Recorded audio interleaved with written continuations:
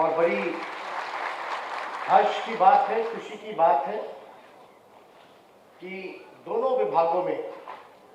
नियुक्ति पत्र बटे हैं माननीय मुख्यमंत्री जी के कर कमलों से, और इससे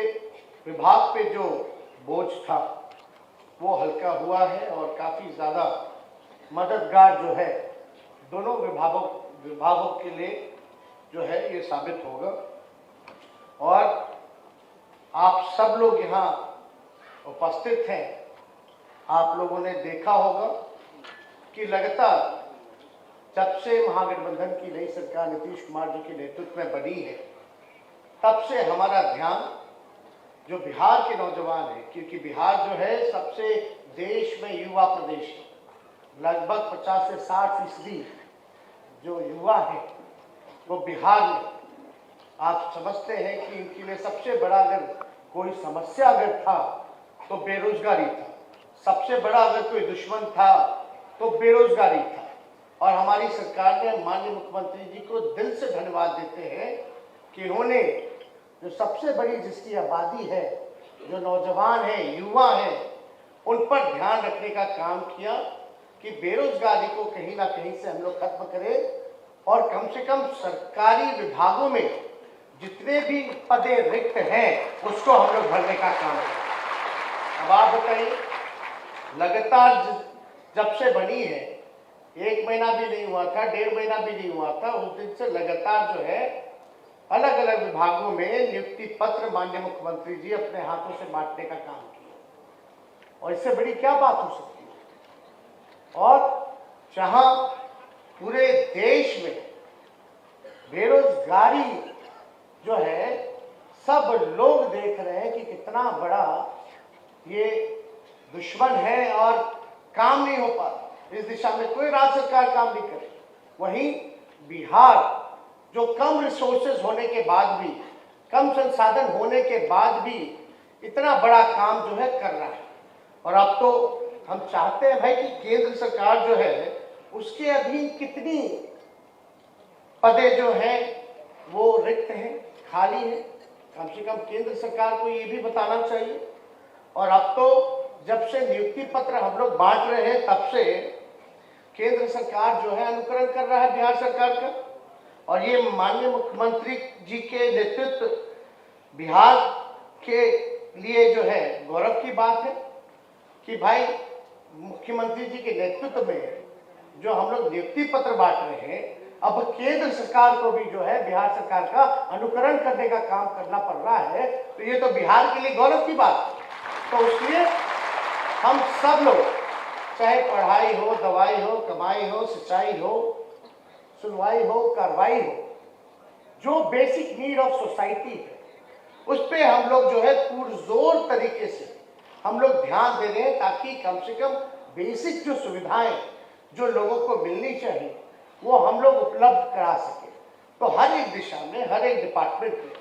माननीय मुख्यमंत्री जी लगातार हर अलग अलग विभागों के एक साथ समीक्षा भी करते आ रहे हैं, और ये समीक्षा कर करके सभी विभागों में इन्होंने साफ तौर पे निर्देश दिया है क्या काम करना है, क्या नहीं करना है, किस दिशा में हमको जो है आगे बढ़ना है। ये सारा काम जो है हम लोग एक एक करके सारी चीज़ों को देख रहे हैं, और हम लोग माननीय मुख्यमंत्री जी के नेतृत्व में हम लोगों का यही सपना है कि बिहार के लोग आगे बढ़ें, उनकी तरक्की हो, और जो एक प्रगतिशील राज्यों में बिहार जो है गिना जाए। अभी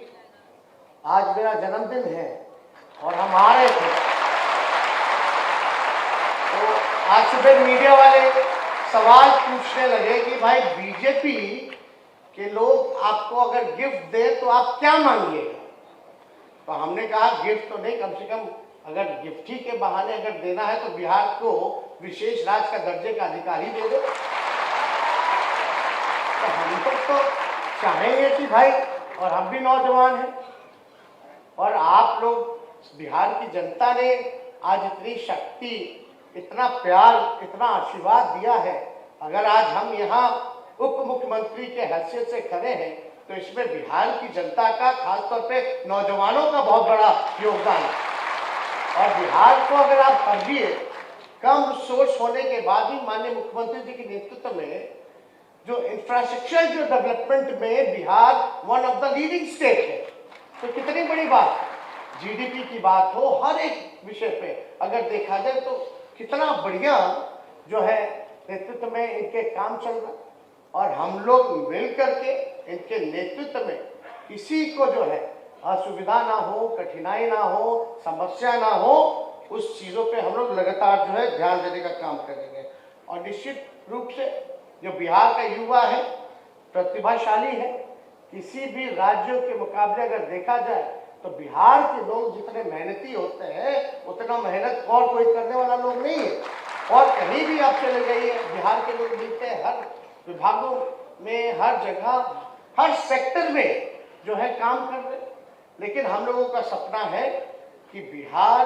को इतना बेहतर बनाया जाए ताकि बिहार के लोगों को बाहर काम करने की जरूरत ना पड़े, बिहार में ही लोगों को रोजगार मिले, लोगों का इलाज हो, लोगों के लिए ऐसी सुविधाएं बने जहां उनका हायर एजुकेशन हो, वो पढ़ सके, ताकि जो बिहार का रेवेन्यू जो है वो बाहर ना जाए, बिहार में ही जो है रेवेन्यू जो है हम वापस लेकर के आए। इस दिशा में भी हम लोग लगातार काम कर रहे हैं। हम लोग एक एक चीज को देख रहे हैं। अभी इन्वेस्टर मीट हुआ था, हम लोगों की कोशिश है